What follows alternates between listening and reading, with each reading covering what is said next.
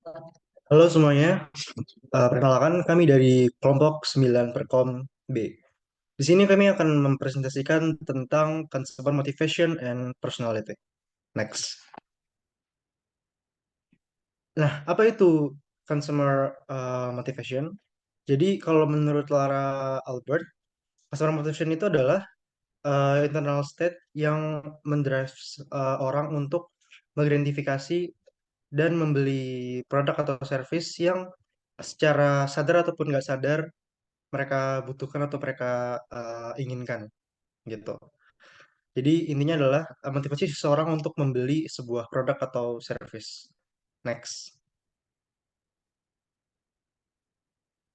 Kemudian apa itu consumer personality? Oke, jadi in consumer studies, personality itu didefinisikan sebagai respon konsisten eh, ke lingkungan yang menstimulasi atau kita bisa lihat sebuah pola dari perilaku yang konsisten di consumer tersebut gitu. Next. Ya, selanjutnya adalah how personality related to consumer behavior. Jadi, apa hubungannya sih personality sama consumer behavior? Jadi, consumer behavior itu bisa dilihat dari company's branding dan product market positioning, di mana customers itu cenderung lebih suka membeli brand atau barang yang mereka merasa relevan kepada kehidupan mereka. Jadi, eh, personality dari seseorang tuh bagaimana dia cocoknya dengan barang apa dan relevan itu akan eh, menentukan nanti bagaimana perilaku dia terhadap upaya dia dalam memberi suatu produk. Soalnya ada tipe-tipe dari consumer personality. Ada yang analytical, ada yang amiable, ekspresif, dan driven. Jadi analytical ini lebih ke dia yang suka lebih personal, konsumen yang lebih suka menganalisa terkait dengan produknya ataupun dia suka research dulu sebelum dia membeli sebuah produk. Kalau amiable ini respectful, sociable, dan trustworthy, di mana eh, orangnya lebih care tentang apa establishing trust dengan entah profesional ataupun dengan brandnya seperti itu. Jadi amiable ini cenderung lebih lebih kalau udah percaya sama satu brand dia akan keep on buying that brand kayak gitu.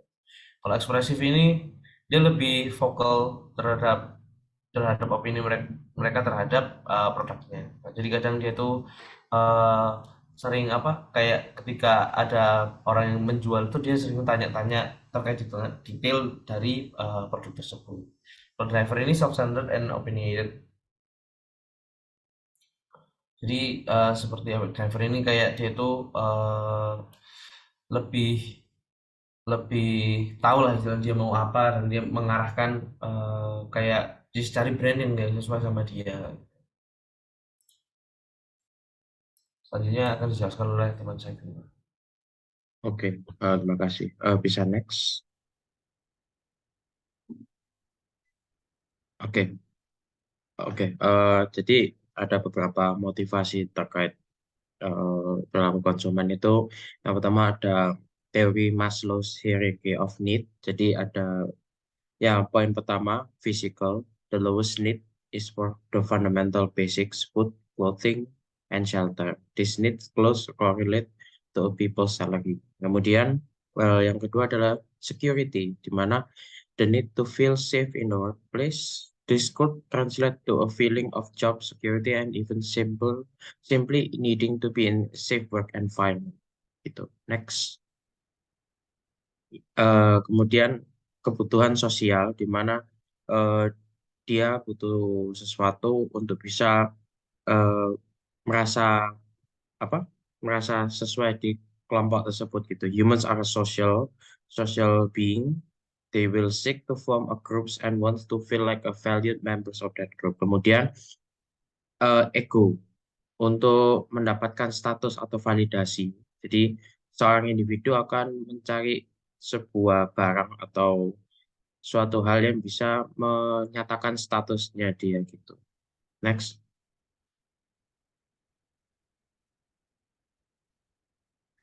Kemudian yang kelima adalah self-actualization. Once an individual has take all the others need off, they will move into stage where they become more creative or growth oriented gitu. Oke, next. Kemudian ada teori lagi, yakni McClelland's three needs theory. Ada 3 need for power, di mana seseorang itu termotivasi untuk mendapatkan posisi kekuatan, posisi power or control.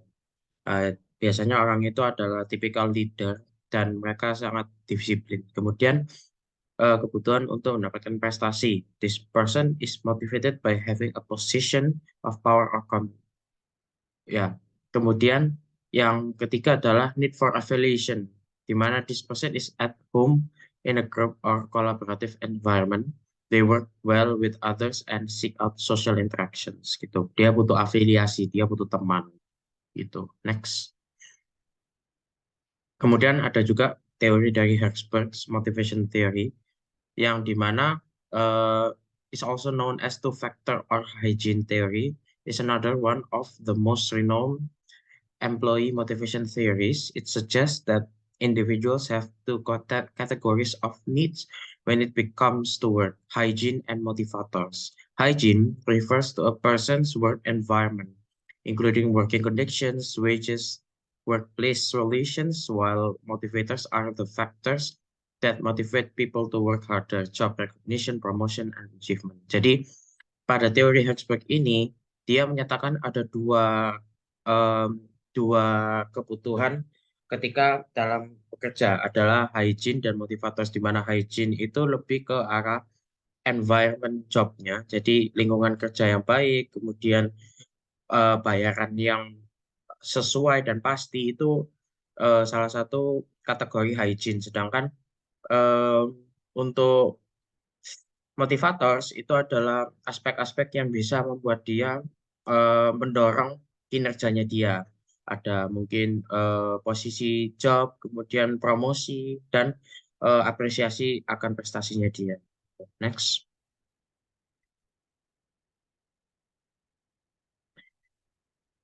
Oke, next saja, nggak apa-apa ini. Nah, untuk relationship between personality and consumer knowledge itu ada 5, yakni adalah brand loyalty. Individuals with certain personality traits, such as those who are consciousness and agreeable, may be more likely to be brand loyal. They may prefer to stick to brands they trust and familiar with. Jadi apapun produknya yang ditawarkan, mungkin meski mahal dan lain sebagainya, selama dia itu sudah loyal dengan brand tersebut, dia pasti akan tetap membeli atau menggunakan barang tersebut. Kemudian impulse buying. Nah, orang-orang yang impulse buying or sensation seeking may be more likely to make spontaneous purchases without much of planning. Jadi ketika beli sesuatu yang viral tanpa memikirkan manfaat dan lain sebagainya, hanya untuk sekedar mencoba dan lain sebagainya, itu impulse buying bisa termasuk gitu. Kemudian price sensitivity, di mana people who are more frugal or risk averse may be more price sensitive when making purchase decisions. Jadi orang yang analitis gitu, orang yang sangat sensitif dalam harga sampai dia itu bakal mengcompare satu barang dengan barang yang lain, itu price sensitivity. Kemudian status seeking, people who are more status conscious or extroverted may be more likely to buy luxury or high-end products. Nah, ini bagi orang yang mungkin cocok seperti tadi ya, hierarki dari Maslow adalah ego.